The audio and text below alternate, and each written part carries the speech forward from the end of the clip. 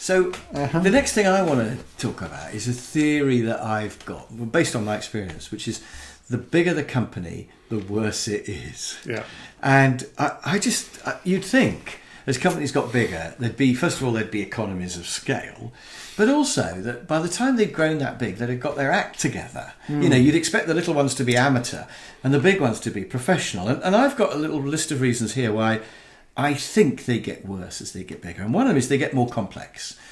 And we've been saying earlier that every person you add to a group adds another level of complexity. And by the time you've got, 100 or 1,000 or 10,000 people in a company, the levels of complexity are immense. It's a big old Jenga tower, isn't it? Yeah, and also the chances that two people are going to hate each other get increasingly big as well. Yeah, so you get all sorts of rivalry and problems happening. So they But get also more complex. self-expression becomes very difficult.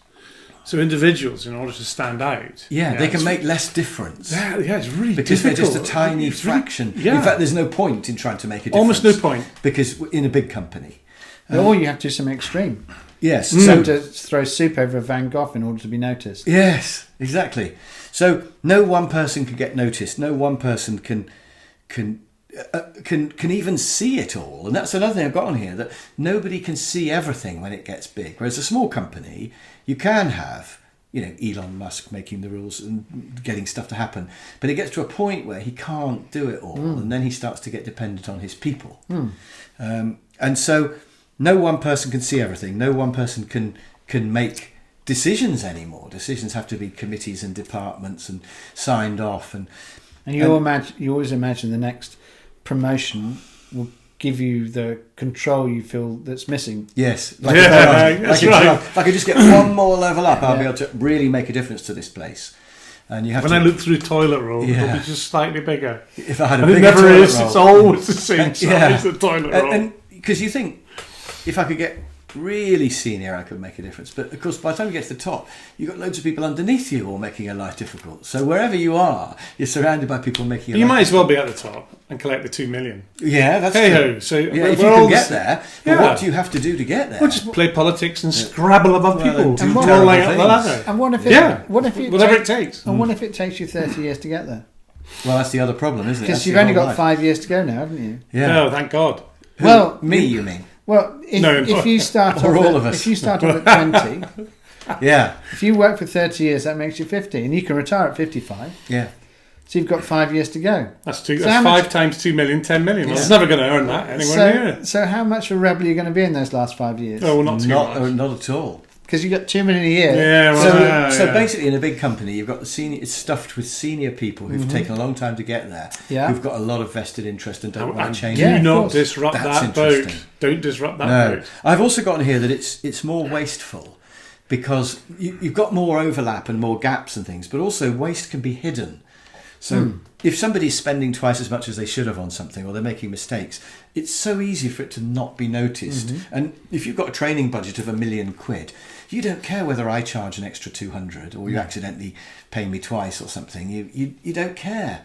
Whereas a small company with a small budget is going to notice. They're going to feel the pain of every bit of waste. But for a small company also, that every number, in terms of budgets, every number means something. Yes. When they close their eyes and look at Chris Croft's invoice, they don't see, the printing company. They see your face stood in front of somebody that they'd organised, and then and Jeff saying, "Oh no, that was a really good training session." So they go, "Oh yeah, no, that'll be fine." That's what happens in a small company. In a big company, they don't know who Chris Croft is. No, the invoice processing people have never heard of me. No. And therefore, if Count I, number 16492. if I accidentally have doubled it, Croft. which I wouldn't, they don't even know. So I think mistakes happen more, and there's more waste, and there's more politics as well, because you get people starting to play games to get thought. A small company, you wouldn't be able to get away with it, but a big company, you almost have to be political to do well. And then the last thing on my list about problems that big companies have is I put more stupidity. And I can't quite remember what I meant when I wrote that, but I just, every now and then you just think, this is mad. Do you mean by that, say there's a process been put in place, in certain circumstances, and now the circumstances have changed, but they're doggedly sticking to that old process. Yes, I don't Now- mean low IQ of workers or anything like No, that. I you mean mean inappropriate systems. behaviours. Yeah.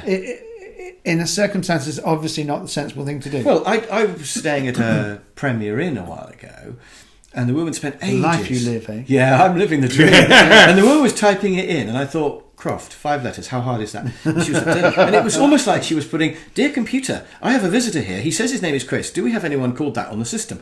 And in the end, it was quite late at night. It was very quiet, and I was also a bit fed up. And I went round to her side of the desk. You've got BMW though, haven't you? Will that drive you? Don't you know who I am? But anyway, I went round to her side of the desk and I just said, "Can I have a look at what you're doing? Because I can't imagine.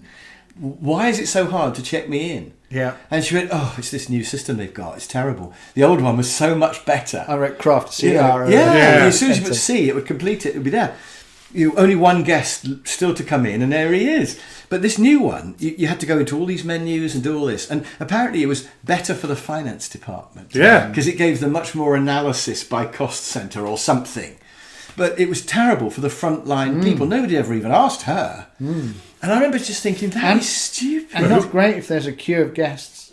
No. But who was responsible for the IT implementation? Well, It usually somebody is. in an ivory tower. No, usually somebody- the accounts department, because most IT packages start from accounts. Yeah. That's so it was the great root for cause. them. So that's what they say. The rest is irrelevant. It was probably Great for slightly us. cheaper to hire as well, or something like that. It's only with big companies where you see things that are just mad. You think, why do they do it like this? What are you doing? And I've